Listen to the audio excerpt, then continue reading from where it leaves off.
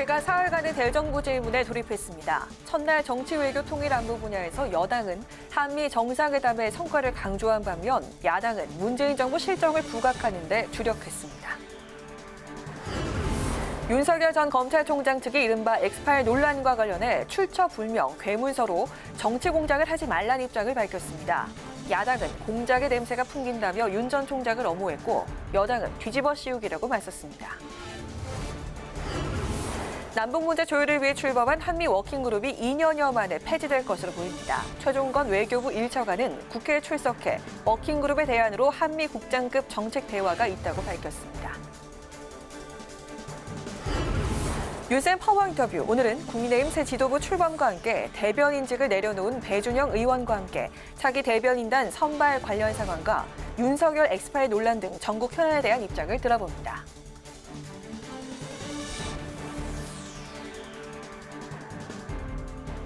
여러분 안녕하십니까? 6월 22일 의정 종합뉴스 뉴스N 시작하겠습니다. 오늘 국회 대정부 질문 중계 관계로 늦게 시작합니다.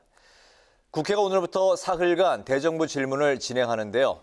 첫날 정치 외교 통일 안보 분야 대정부 질문에서 여당은 한미 정상회담 결과 한미 동맹의 영역이 다양한 분야로 확장되는 성과가 있었다고 강조했습니다. 반면 야당은 문재인 정부 실정을 부각하는 데 주력했는데 특히 소득 주도 성장과 부동산 정책으로 국민 갈등과 분열을 조장했다고 비판했습니다. 김동길 기자의 보도입니다.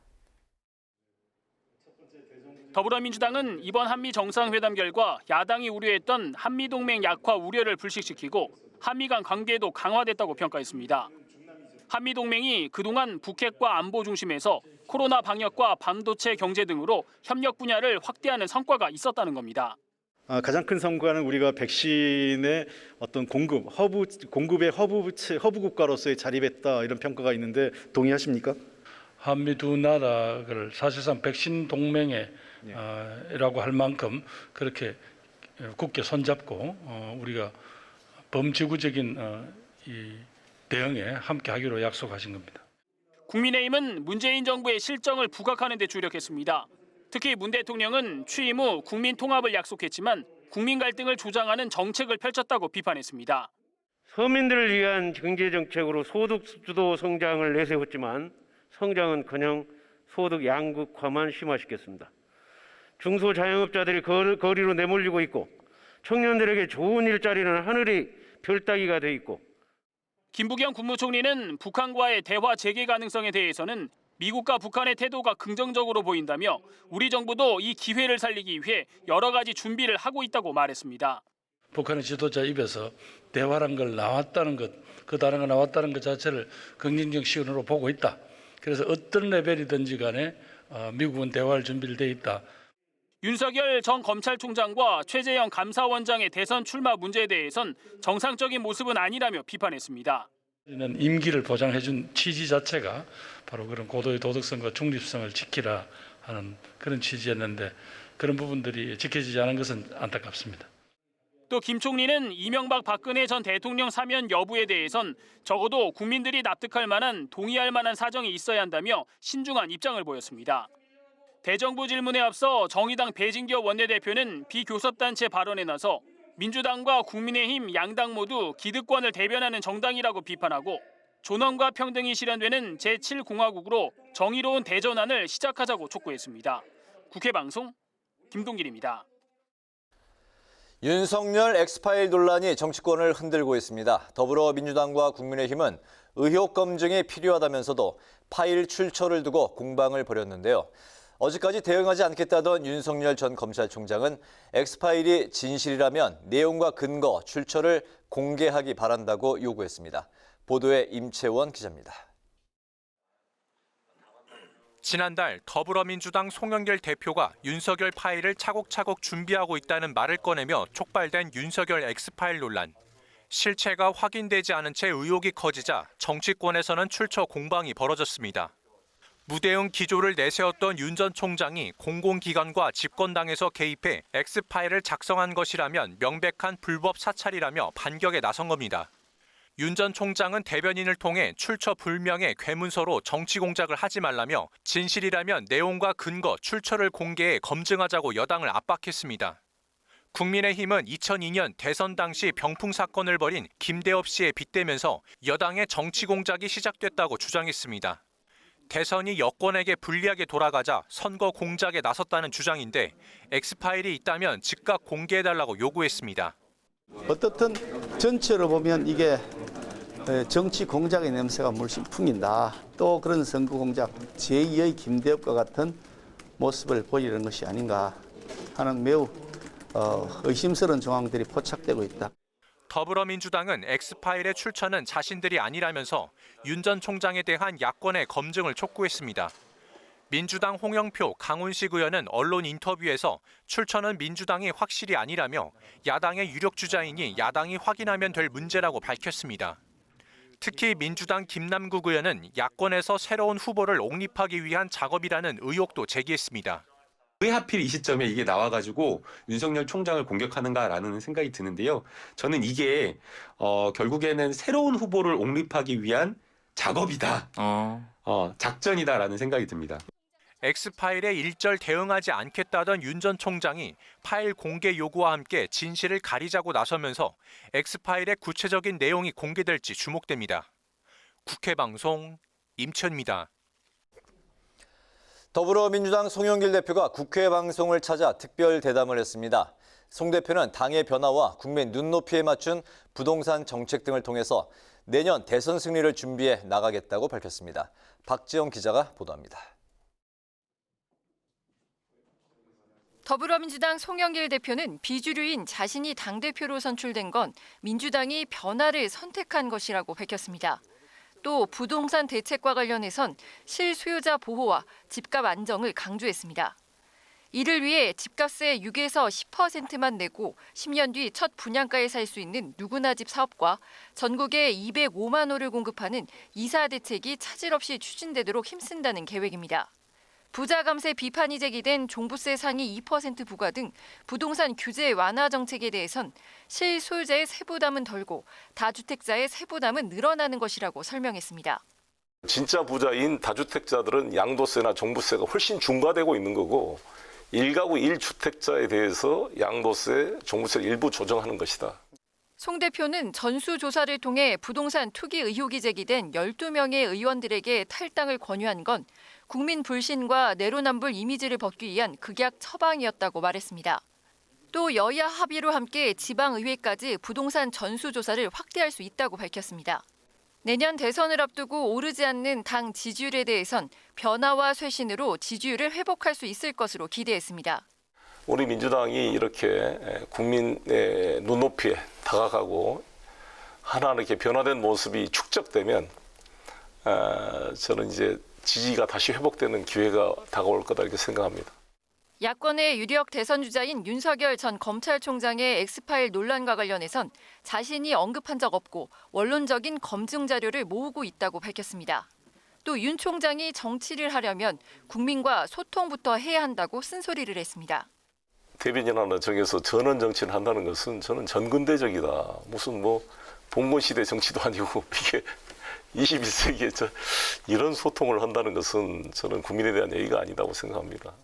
이 밖에 국회 세종의사당 건립을 위한 국회법 개정안을 6월 국회 내에 처리될 수 있도록 힘쓰겠다고 밝혔고 개헌과 관련해선 책임 총리제로 권력 구조를 개편하는 방안을 제안했습니다. 민주당 송영길 대표의 특별대담은 오는 27일 오전 7시 40분 국회 방송에서 방영됩니다. 국회 방송 박지영입니다. 한미 간의 남북관계 관련 사안을 조율해왔던 협의 채널인 워킹그룹이 사실상 종료될 것으로 보입니다. 오늘 외통위에 출석한 최종권 외교부 1차관은 이 같은 사실을 밝히면서 대안으로 국장급 협의를 제시했는데요. 대북 대화 진전에 어떤 영향을 미칠지 주목되고 있습니다. 강민지 기자가 전합니다. 한미 워킹그룹이 출범 2년여 만에 사실상 폐지됩니다. 외교부는 한국과 미국이 북핵 수석대표 협의에서 워킹그룹을 종료하는 방향으로 합의했다고 밝혔습니다.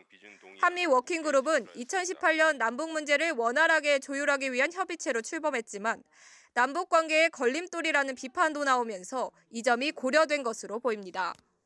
남북관계 개선에 장애물이 된다는 비판이 분명히 있었던 것도 사실입니다. 그래서 기존 한미 워킹그룹을 종료하기로 양측이 공감하에 동의하여 이렇게 공개하게 된 것이고요. 외교부는 한미 워킹그룹의 대안으로 국장급 정책 대화를 논의 중이라고 말해 한미 간 대북 정책 협의체는 유지하겠다는 뜻을 밝혔습니다. 한미 워킹그룹은 종료하기로 했다. 맞습니까? 맞습니다. 그러면 그 대안이 있습니까? 한미 소위 국장급 정책 대화 일종의 가칭인데요. 워킹그룹이라고 하면 옛날에 제재처럼만 느껴졌기 때문에 이걸 더 넓혀서 포괄적으로 하자는 것입니다. 이와 함께 한미 워킹그룹의 반감을 가져온 북한에 대화 재개와 같은 긍정적인 신호를 줄 수 있을 것이라는 기대도 나타냈습니다. 그동안 이제 북한이 한미 워킹그룹에 대해서 불만을 표시해온 것은 또 사실이잖아요. 그래서 이것이 북한을 대화의 테이블로 끌어들이기 위한 하나의 북한 배려 차원에서 이런 결정을 내린 것인지. 당연히 이러한 것들이 북한의 시그널이 되지 않겠습니까? 저는 이것을 장애 시그널전이라고 표현하고 싶습니다. 협상이란 것이 협상장 안에서 해야 되는 것도 있지만 들어가기 전에 여러 시그널을 서로 던지는 것으로. 북한이 조건 없는 대화를 촉구한 미국에 잘못된 기대라는 반응을 보인 가운데 이번 종료 결정은 대화 재개의 새로운 변수가 될 수 있을지 주목됩니다. 국회 방송 강민지입니다. 대체공휴일 확대 법안이 민주당 단독으로 오늘 행안위 법안 소위를 통과했지만 야당의 반대 속에 국회 본회의 일정까지 겹치면서 전체 회의 처리는 연기됐습니다. 민주당은 5인 미만 사업장에는 유급휴가를 적용하지 않는 현행 근로기준법과 대체공휴일법이 법률적으로 충돌할 소지가 있다며 5인 미만 사업장에 대한 대체공휴일 적용 제외를 추진하고 있습니다. 그러나 국민의힘과 정의당은 이 법이 제정되면 5인 미만 사업장에 소속된 국민에게 박탈감을 줘 형평성 문제가 우려된다며 충분한 논의가 더 필요하다고 맞섰습니다. 행안위는 내일 오전 다시 전체 회의를 열고 논의를 이어갑니다. 더불어민주당은 오늘 의원총회에서 국민권익위 전수조사 결과 부동산 투기 의혹이 제기된 비례대표 윤미향, 양이원영 의원을 제명했습니다. 신현영 대변인은 의원총회 후 브리핑에서 과반의 동의를 얻는 방식으로 의결했고 본인 귀책 사유가 아닌 경우나 부동산과 관계없는 사유인 경우는 복당을 허용하기로 했다고 밝혔습니다. 당 결정과 관련해 윤 의원은 부동산 관련 의혹에 대해 성실히 소명하겠다고 밝혔고 양희 의원은 당에 누를 끼쳐 죄송하다면서도 토지가 없다고 재차 해명했습니다. 비례대표의 경우 스스로 탈당하면 의원직을 잃게 되지만 당에서 제명되면 무소속으로 의원직을 유지하게 됩니다. 국민의힘과 국민의당이 오늘 국회에서 실무협상단 회의를 열고 합당 논의에 본격 착수했습니다. 국민의힘 실무협상단인 오신환 전 의원은 1차 비공개 회의를 마친 뒤 기자들과 만나 가치를 확장하는 당대당 통합을 원칙으로 하는데 양당이 합의했다고 밝혔습니다. 합당 논의의 쟁점으로 떠오르는 당명 변경과 관련해선 앞으로 열어놓고 논의하겠다고 말했습니다. 평등에 관한 법률안을 반대하는 내용의 국민동의 청원이 오늘 10만 명의 동의를 얻어 소관 상임위인 국회 법사위에 회부됐습니다. 청원인은 지난 18일 평등법이 제정되면 모든 영역에서 차별이 금지되기 때문에 개인의 사생활과 종교, 설교, 온라인 등에서의 자유로운 의견 제시를 법적으로 제재할 수 있어 표현의 자유를 억압하게 된다고 밝혔습니다. 앞서 민주당 이상민 의원은 모든 사람은 고용, 교육, 공공서비스 등 사회 전 분야에서 차별받아서는 안 되고 이로 인한 피해를 실질적으로 구제한다는 내용의 평등에 관한 법률안을 대표 발의했습니다.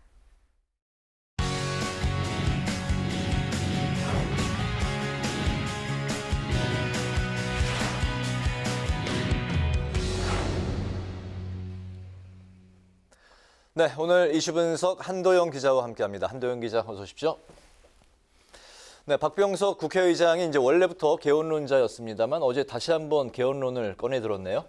네, 어제 취임 1주년 기자 간담회가 있었는데요. 박병석 국회의장은 이 자리에서 새로운 시대 정신을 헌법에 담아야 한다면서 개헌에 나서자고 촉구했습니다. 대다수 국민들도 개헌에 찬성하고 있다고 말했는데 관련 영상 함께 보시겠습니다. 정치권이 앞장서서 세대 간, 계층 간 대타협의 기틀을 마련합시다. 정치 시스템의 대변혁이 필요합니다. 이젠 담대하게 개헌에 나설 때입니다. 국민 통합과 대전환 시대에 맞는 새 헌법이 꼭 필요합니다. 네, 박 의장은 또 올해가 이 개헌 논의의 적기라면서 여야 지도부를 향해서 책임 있는 논의에 나서라고 촉구했는데 이 장면도 함께 보시겠습니다. 마침 여야 지도부가 동시에 재편되었습니다. 각 당은 개헌의 절박성을 다시금 인식해 공론화에 나서주기를 바랍니다. 네, 개헌하면 이제 국민의 공감대가 중요할 텐데 실제 이제 국민들 생각은 개헌에 대해서 현재 어떻습니까? 네, 국회의장실이 의뢰한 여론조사 결과가 어제 발표됐는데요. 이 과반을 훌쩍 넘은 66.7% 개헌이 필요하다고 답한 것으로 나타났습니다. 이 전문가들도 이 79.9%가 이 개헌이 필요하다고 답해서 이 개헌이 필요하지 않다는 응답 비율을 압도했습니다.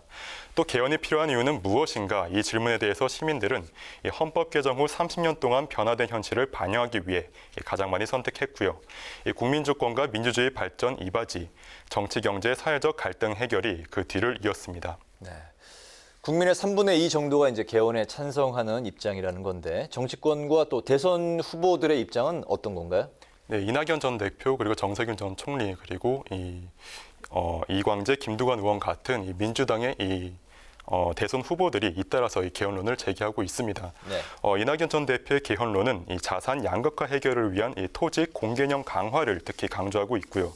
이 대통령 피선거권 연령을 낮추는 방안도 포함되어 있습니다. 정세균 전 총리 개헌론은 이 대통령 4년 중임제와 함께 이 대통령은 외치를 담당하도록 하는 분권형 개헌이 핵심입니다. 다만 반대 내지 미지근한 반응도 이 정치권에는 적지 않습니다. 이 국민의힘의 김기현 원내대표는 이 낙제 정권이 느닷없이 이 국면 전환용 이 개헌 카드를 꺼내들었다고 비판하면서 반대 의사를 밝혔고요. 그리고 이재명 경기도지사도 민생이 훨씬 더 중요하다면서 이 반대 의사를 넌지시 표현했습니다. 네, 대통령 4년 중임제 그리고 대통령 피선거권 연령을 이제 낮추는 게 이제 핵심인 것 같은데요. 그런데 하필이면 왜 지금 개헌인가 이 시기를 놓고 다양한 해석이 또 나오고 있죠. 네, 지금 개헌을 주장하는 인사들을 가만히 살펴보면은 이 윤석열 전 검찰총장 그리고 이재명 경기도지사 같이 이 대선 지지율 1위를 다투는 인사들은 빠져 있습니다. 이재명 그리고 이낙연 전 대표, 이 정세균 전 총리 같이 이 후발주자들이 주를 이루고 있는데 모든 이슈를 블랙홀처럼 빨아들이는 이 개헌론을 통해서 이 뒤처진 이 경쟁 구도를 뒤바꿔보려는 의도 아니겠느냐 이런 분석이 하나 있고요. 그리고 또 다른 이 분석으로는 이 여권의 비이재명 이 대선 주자들이 후보 단일화 같은 직접 연대는 아니지만 이 개헌을 통한 정책 연대, 이 간접적인 연대를 시도한다는 분석도 있습니다. 이건 민주당 대선 후보 경선 룰을 살펴볼 필요가 있는데 민주당은 본선에서 이 과반 득표자가 나오면 대선 후보를 바로 확정하지만 이 과반 득표자가 나오지 않으면 1위와 2위를 대상으로 이 마지막 결선 투표를 실시합니다. 이 경우에 이 비이재명 후보는 한 명만 남게 될 가능성이 높은데 자신과 같이 개헌을 주장했던 다른 비이재명계 후보들의 표를 이 결선에서 자연스럽게 흡수하는 효과를 누릴 수 있다는 계산입니다. 그렇군요. 그러니까 지금 현재 그 여권의 일부 인사들이 개헌론을 이제 꺼내들고 있는 건 특정한 이제 정치적 목적이 이제 있다는 건데 박병석 국회의장의 경우는 왜 개헌론을 이제 지금 이야기하고 있는 건지 어떻게 분석되고 있나요? 일단 박병석 국회의장은 이 취임했을 때부터 계속해서 지금 개헌의 필요성을 강조해 오고 있고 지금 이 여권에서 주장하고 있는 이런 일부 이 개헌 움직임과는 조금 정치적인 의도는 없다고 말씀드릴 수 있겠습니다. 그 이유는 앞서도 말씀드렸듯이 그 시기 때문인데요. 박병석 의장은 작년 7월 이 재헌절에서 이 대통령 선거를 1년 앞둔 2021년이 이 개헌의 적기라고 말했고요. 올해 2월에도 이 재보궐선거가 끝나면 개헌을 논의하자고 이 거듭 제안했습니다. 이때는 지금 같은 민주당 대선 경선 경쟁 구도가 제대로 형성되기 전이었고 여권 인사발 개헌론도 나오기 전이었습니다. 이때까지만 해도 당시 현직에 있던 이낙연 대표 그리고 정세균 총리는 확신이 없다, 정부가 그럴 여력이 없다, 각각 부정적인 입장을 나타낸 바 있습니다. 네, 오늘 이슈 분석은 개헌론의 핵심과 정치권의 이에 대한 분위기를 살펴봤습니다. 한도영 기자 수고했습니다.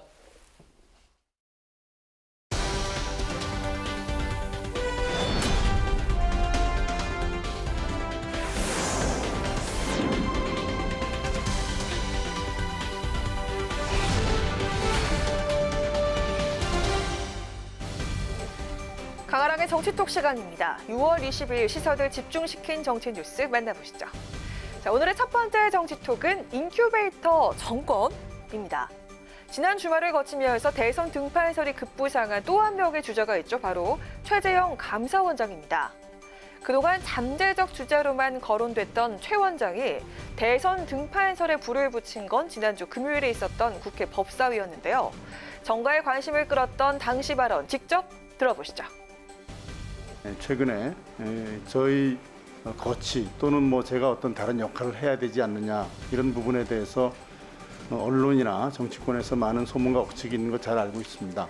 이 부분에 대해서는 제가 제 생각을 정리해서 자, 지금 여야를 정치에 뛰어들 생각이 없다면 직무를 충실히 수행하겠다고 이야기했을 텐데 생각을 정리해서 밝히겠다고 했으니 이미 대선 출마를 결심한 것이 아니냐 이런 해석이 힘을 받았습니다.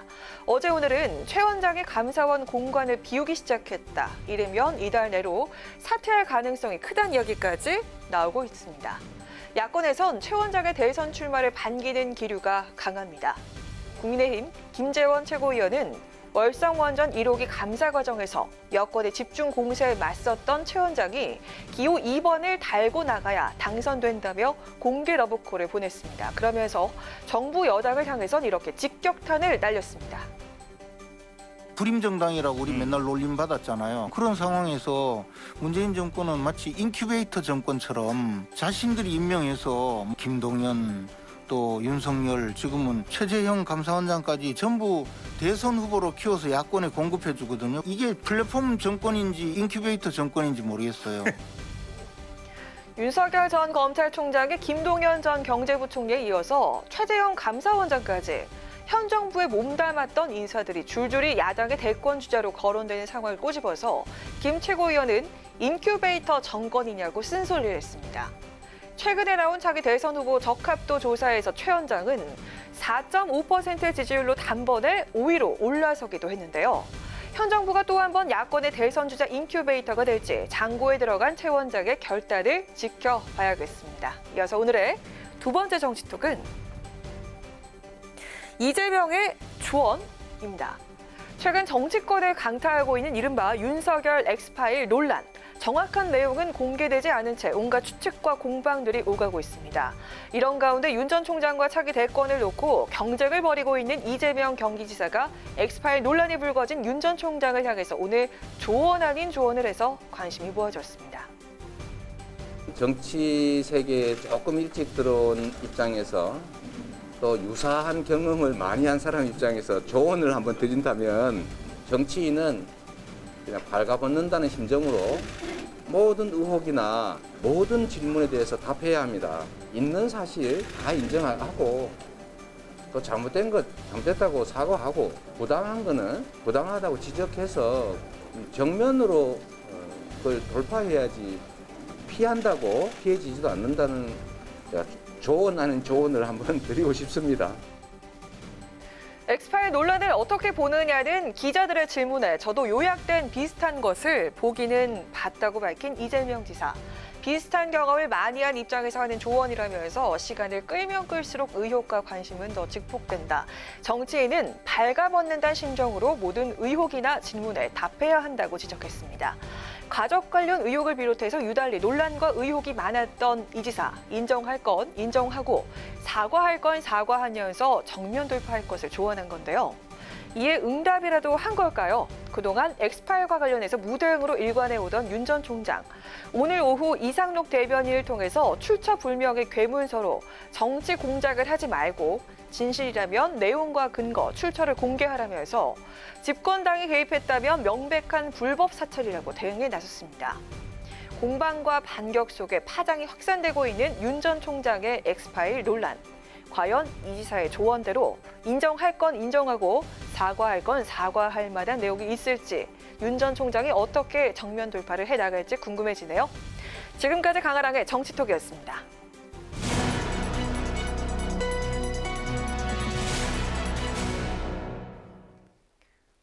네, 대선 경선 연기를 둘러싼 더불어민주당의 당내 논란 쉽게 풀릴 기미가 보이지 않고 있습니다. 오늘 오전에 열렸던 의원총회에서도 찬반 격론이 오간 것으로 전해지고 있는데요. 어떤 방향으로 가닥이 잡힐지 신현영 더불어민주당 원내 대변인을 전화로 연결해서 관련 이야기 나눠보겠습니다. 대변인님 나와 계시죠? 예, 안녕하세요. 네, 안녕하세요. 신현영입니다. 네, 반갑습니다. 대선 경선 연기 문제 오늘 의총에서 나온 의견들을 수렴해서 당 지도부가 다시 모여서 이제 결정을 할 거라고 들었는데 현재 그 최고위원회의가 열리고 있고 또 팽팽하게 의견이 갈리는 걸로 전해지고 있습니다. 최종 결론이 오늘쯤 나오고 있을지 현재 진행이 어떻게 되고 있습니까? 예, 지금 그 최고위가 계속 진행이 되고 있는 상황인데요.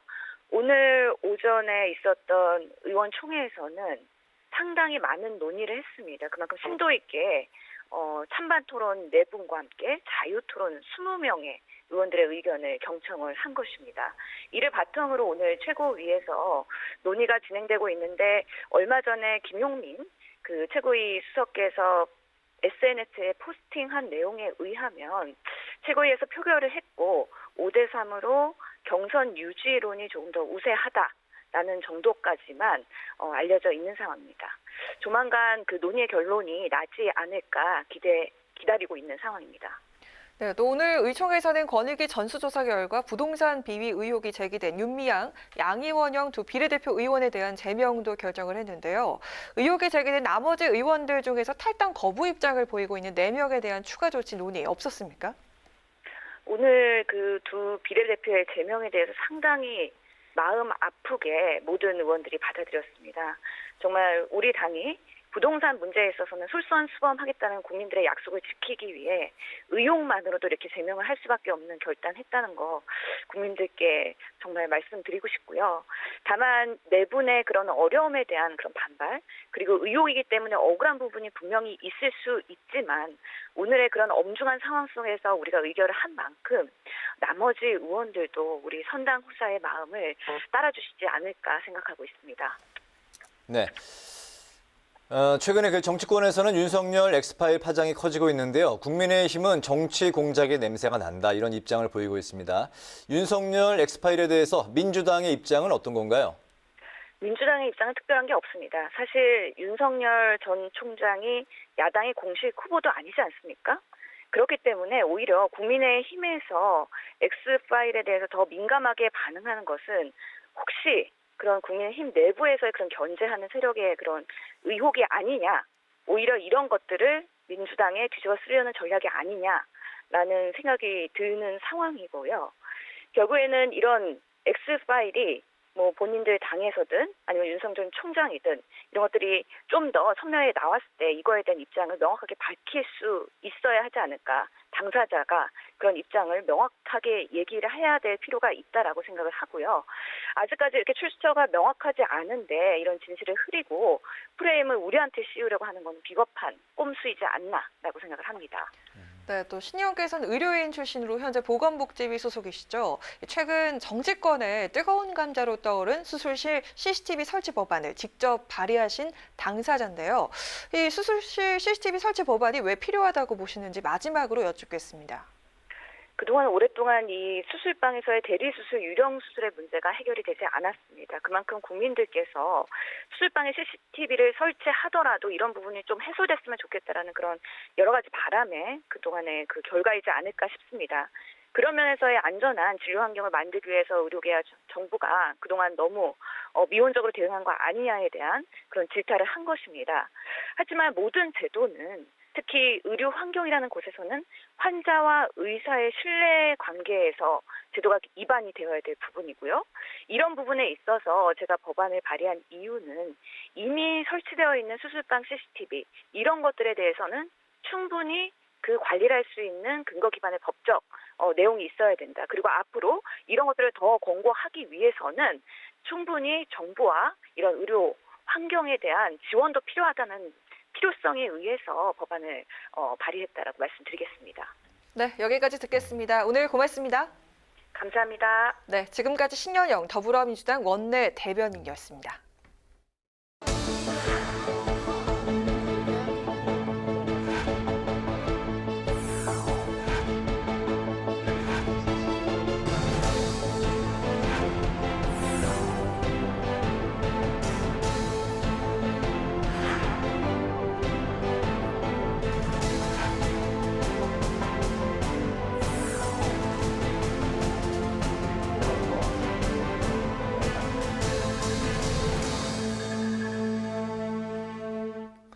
네, 이번 시간은 뉴스앤파워 인터뷰 코너입니다. 새 지도부 출범과 함께 국민의힘이 상승세를 타고 있지만 야권의 대선 지지도 1위를 달리고 있는 윤석열 전 총장의 엑스파일 논란이 불거지면서 내부 잡음도 나오고 있는 모습인데요. 최근 국민의힘 상황과 정치권 이슈 그리고 이 상황들에 대해서 국민의힘 배준영 의원과 관련 이야기를 나눠보겠습니다. 의원님 어서 오십시오. 어서 오세요. 네, 안녕하십니까. 네. 또 올해 들어서 두 번째 출연 바쁘신데 감사드립니다. 네, 감사합니다. 불러주셔서. 이준석 그 대표 체제 출범과 함께 이제 국민의힘 비대위 체제가 이제 끝나면서 이제 그 의원님께서도 이제 대변인직을 이제 내려놓으셨는데 작년 6월부터 이제 한 1년간 대변인직을 이제 하셨잖아요. 네, 그 소회부터 한번 들어볼까요? 네, 참 드라마 같은 1년이라고 생각을 합니다. 그래서 자화자찬하기는 좀 부끄럽지만은 이 1년간의 성과를 숫자로 저희가 말씀드릴 수 있다고 생각을 하는데요. 2016년도 탄핵 이후에 저희가 국민의힘 지지도가 최대 올라갔습니다. 그래서 39.7%라는 경이적인 숫자를 보여줬는데요. 글쎄요, 저희는 이거를 갖고 일희일비하지 않고 겸손하게 계속 나아갈 생각입니다. 저희가 이렇게 할 수 있었던 거는 저희가 당의 이름도 바꾸고 정강정책도 바꾸고 이 외연을 확대한 이런 효과도 있을 것이고요. 저희가 광주를 가서 정말 진솔하게 참여하고 또 그리고 약자와의 동행을 하고 이런 거를 지속적으로 국민들에게 호소하고 또 어느 정도 좀 공감을 얻은 결과가 아니냐 이렇게 생각을 하고 계속 겸허한 자세로 열심히 하겠습니다. 네. 네, 또 후임 대변인에 대한 기대도 아주 클 것 같은데요. 이준석 대표가 토론 배틀이라는 공개 오디션을 통해서 대변인자를 선출하기로 하면서 관심이 모아지고 있습니다. 오늘까지 동영상 접수가 마감되는 걸로 알고 있는데 지원자가 좀 많이 몰렸습니까? 네. 그 좀 전에 보도 자료가 나왔는데 4명 뽑는데 한 몇 명 정도 지원했을 것 같습니까? 한 50명? 네, 한 30명? 564명이 지원을 해서요. 141대 1이라는 경이적인 지원율을 보여줬고요. 그 일반인도 참여가 가능한 건가요? 네, 그래서 일반인을 대상으로 대한민국 국민이라면 누구나 다 했는데 20, 30대 지원율이 전체 지원율의 70%나 됩니다. 네, 그리고 18살서부터 70대 지원자까지 정말 광범위하게 했는데 몇 명을 뽑는 건가요? 4명을 뽑습니다. 4명. 그래서 대변인 2명, 그리고 부대변인 2명인데 이렇게 뽑았으면 제가 지난번에 안 될 뻔했어요. 20, 30대에서 4명 중에 꼭 나올 것 같네요. 네, 그래서 이제 저희 당의 입이고 당의 이미지를 결정하는 중요한 분들인데 이런 이벤트를 통해서 저희가 이번에 입당이 정말 경이적으로 늘어나고 있습니다. 그래서 무려 2만 3천 명이 한 달 동안 입당을 했는데 글쎄 그중에 한 40%가 또 20, 30대란 말이죠. 그래서 정말 저희 당이 젊은 정당이 되고 미래를 이야기할 수 있는 정말 그 대반전의 계기가 됐다. 이런 게 맞물려서 간다. 그런 시기가 도래했다고 이렇게 생각을 합니다. 네, 그럼 이렇게 뽑혀서 대변인으로 선발된 분들 어떤 점이 기존 대변인과 다를까요? 아무래도 이제 토론 배틀을 해서 했으니까 사람들이 관심이 많으니까 인기가 좀 있을 거고요. 그러면은 아무래도 국민들의 관심도가 높으니까 메시지를 얘기할 때 아무래도 더 국민들이 더 집중력 있게 받아들이지 않을까 생각을 하고 있고요. 그리고 토론 배틀을 통해서 능력을 인정받았으니까 방송이나 여러 채널을 통해 갖고 그런 플랫폼을 통해서 저희 당의 정강 정책이라든지 어떤 이미지라든지 나아가야 할 방향을 정확하게 널리 퍼뜨릴 수 있는 아주 좋은 시스템이 될 것 같습니다. 네네. 어떤 분이 대변인이 될지 저희 방송에서도 저희 뉴스 이 프로그램에서도 또 그 모실 수도 있겠네요. 네. 알겠습니다. 이제 그 정치 현안에 대해서 좀 그 짚어보겠습니다. 야권의 그 대선 후보 지지율 1위를 달리고 있는 윤석열 전 검찰총장에게 지금 현재 여러 가지 이제 악재가 좀 겹치고 있는 그런 모습인데 이동훈 대변인이 열흘 만에 전격 사퇴를 했고 또 엑스파일 논란이 이제 주말 동안에 많은 뉴스를 이제 장식을 했는데요. 장성철 이제 저희 뭐 이제 내일 또 출연하시는 공감과 논쟁 이제 소장께서는 국민의힘에 그 엑스파일을 이제 주려고 했는데 국민의힘 측에서 이준석 대표 또 김재원 최고위원이 받지를 않았다 이렇게 이야기를 했거든요. 예, 어떻게 생각하십니까? 그래서 저희는 하여튼 윤석열 총장이 이 대권 후보로 우뚝 서게 된 게 이 공정에 대한 목마름 그리고 불의에 대한 항거 이런 걸로 생각이 됩니다. 그래서 그런 거를 현 정권에 맞서서 이제 정권 교체를 할 수 있는 아주 그 유력한 분이라고 해서 지금 지지율이 굉장히 올라가고 있는 걸로 생각을 하고 있고요. 네. 다만 저희 당에 소속이 되어 있지 않기 때문에 제가 왈가왈부하는 거는 적절치 않다고 생각합니다만 그래도 대권 유력 주자를 그렇게 검찰에서 조사를 한다고 그러고 그러니까 결국에는 공수처로 넘어갔죠. 그리고 2개월 만에 정직 2개월을 맞고 쫓겨나지 않았습니까? 그래서 이런 탄압의 이 와중에 더군다나 정치 활동을 재개한 지 하루 만에 또 그렇게 공수처에서 조사를 한다고 그러고 이 엑스파일까지 불거져 나오니까 뭔가 석연치 않다 이런 생각이 들고 왜 저런 얘기가 자꾸 나올까라는 생각을 합니다만은 그래도 이런 얘기가 기왕 나왔으면은 적극적으로 해명을 해서 본인의 어떤 억울한 점이 있다 그러면 밝히고 시시비비를 밝히는 게 또한 정치인으로서의 어떻게 보면은 책임과 의무에 이르지 않을까 생각을 합니다. 네네. 오늘 그 윤 전 총장이 이제 입장을 이제 발표를 했잖아요. 네. 예, 보셨죠? 자세히는 못 봤습니다. 네. 공기관과 집권당에서 작성한 거라면 네. 명백한 이제 불법 사찰이다라면서 이제 공개할 것을 이제 촉구를 했거든요. 네. 엑스파일을. 네. 엑스파일의 내용, 의원님께서도 이 공개가 돼야 된다고 생각을 하십니까? 네, 물론입니다. 이제 정치인이라는 거는 그 유권자들한테 평가를 받고 검증을 받는 자리에 있는 거기 때문에 국민적인 어떤 궁금증이 있다고 그러면은 그 스스로 풀어 나가야 된다고 생각하고요. 네. 더더군다나 본인이 그렇게 말씀을 하셨는데 진행되지 않을 이유가 없습니다. 네, 알겠습니다. 네. 또 차기 대권주자 후보군이 늘어날 조짐을 보이고 있는데요. 특히 최재형 감사원장과 김동연 전 경제부총리 행보가 지금 주목을 받고 있습니다. 근데 여당 쪽에선 정치적인 중립이 생명인 사정기관 수장들이 대선 출마를 위해서 공직을 던지는 건 좀 부적절하다 이렇게 비판을 하고 있는데 이거 어떻게 보십니까? 그런 말씀을 하시는 것 자체가 전 부적절하다고 보고요. 그 지금 정의라든지 공정이라든지 말씀을 하셨는데 지금 정권이 내로남불 정권이라고 그 말을 쓰려고 그랬더니 선관위에서 못 쓰게 했지 않습니까? 그 말을 대표하는 게 이번 정권이라서 그 말을 쓰는 게 선거에 영향이 안 좋은 영향을 미친다고 했습니다.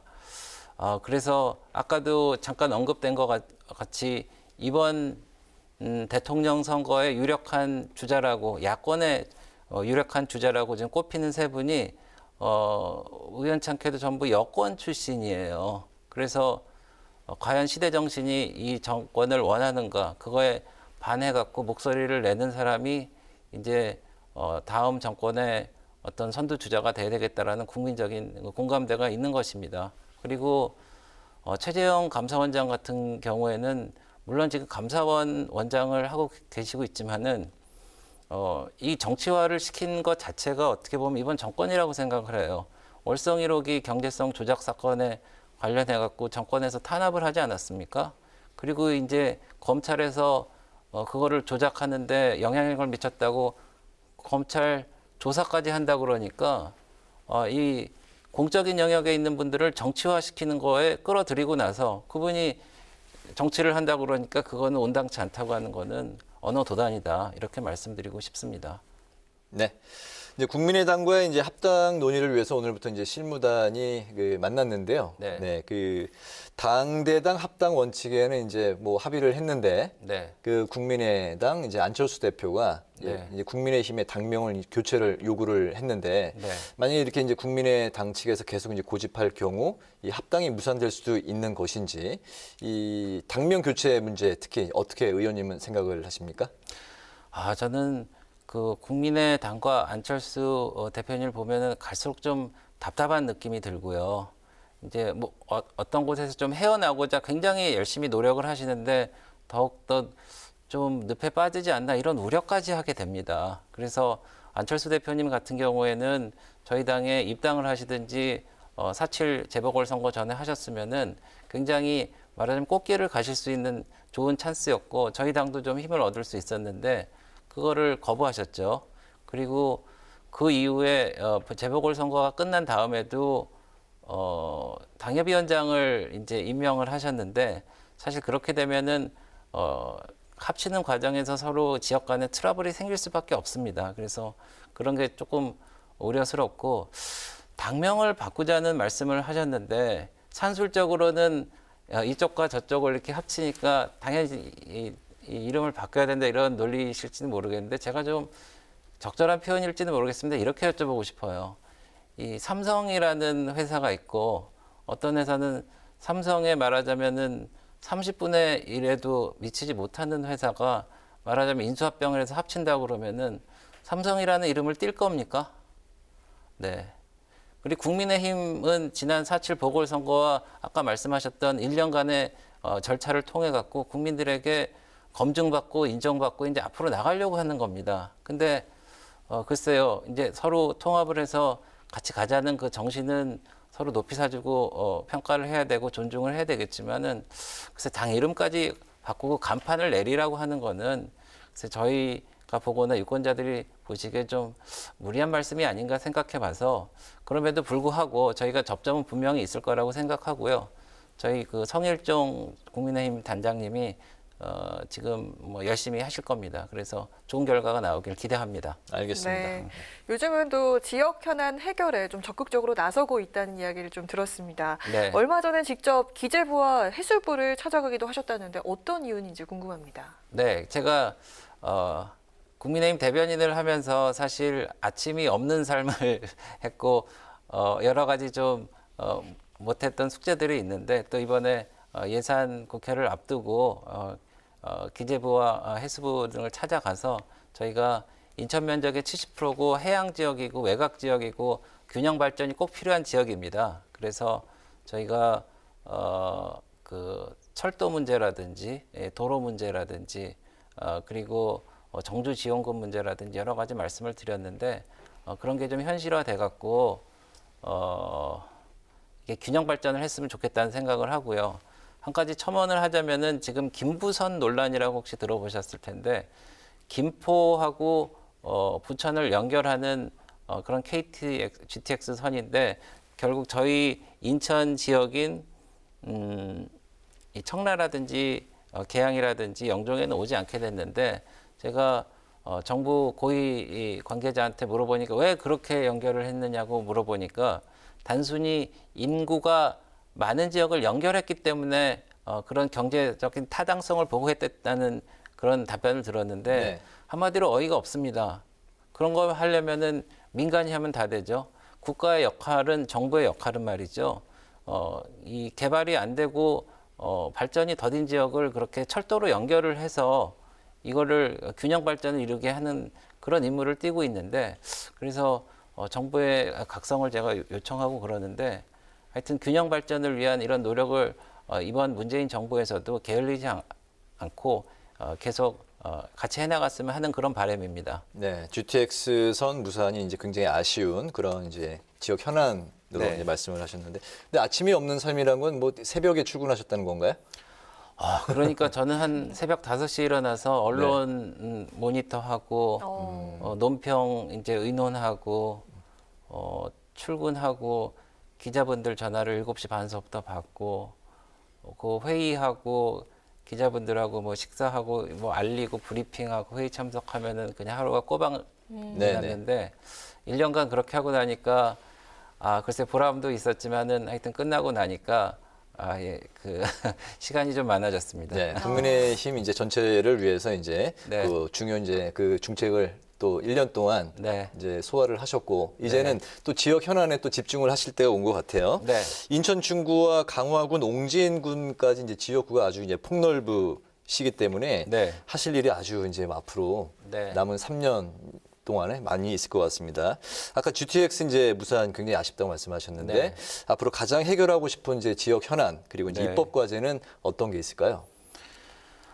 저희가 그 인천역이 철도의 시발지입니다. 그럼에도 불구하고 KTX가 안 들어가서 지역이 균형 발전이 늦어지는데 거기 내항의 100만 평의 재개발과 맞물려 갖고 KTX를 차이나타운이나 인천역에 들어가게 하는 건데 지금 시에서도 제가 설득을 해서 1억 5천만 원의 용역 예산을 좀 확보를 했습니다. 그래서 네. 앞으로 인천에 가실 때 KTX를 타고 가실 수도 있겠다. 그런 저희가 희망을 해보고요. 그리고 또 하나는 인천국제공항공사법 개정안을 냈는데 인천공항공사가 1년에 배당금으로 정부에 내는 돈이 약 한 4천억 원 정도 됩니다. 근데 그중에 한 반 정도를 쪼개서 지역의 발전을 위해서 여러 가지 의료라든지 교육, 교통 이런 거에 좀 쓰고 나면은 좋을 거라고 생각하는데 그거는 꼭 그쪽 주민뿐만 아니라 여기 계신 두 분도 네. 영종 가려면 여러 가지 교통비도 많이 들고 가서 공항에는 별로 활용할 게 없다, 뭐 즐길 게 없다 이렇게 생각을 하실 수가 있는데 그런 거를 해결하기 위해서 국가적인 차원에서라도 이 지역의 그런 현안들을 많이 해결하려고 노력을 하고 있습니다. 네, 만약에 KTX 선이 생긴다면 꼭 한번 타보겠습니다. 네, 감사합니다. 예, 오늘 그 뉴스앤파워 인터뷰에서는 국민의힘 차기 대변인단 선발 상황 그리고 윤석열 엑스파일 논란 등 전국 현안에 대해서 지금까지 국민의힘 배준영 의원과 함께했습니다. 의원님 오늘 말씀 감사합니다. 감사합니다. 네, 감사합니다. 네. 대기 불안정이 심해지면서 오늘 저녁에도 소나기 내리는 곳들이 더 많아지겠습니다. 특히 오늘 밤부터 내일 새벽 사이에 충북과 일부 남부 내륙 지역에 시간당 20에서 30mm 정도의 강한 빗줄기가 쏟아지겠습니다. 피해 없도록 대비 철저히 해주시길 바랍니다. 오늘 뉴스에는 여기서 마치겠습니다. 시청해주신 여러분 고맙습니다.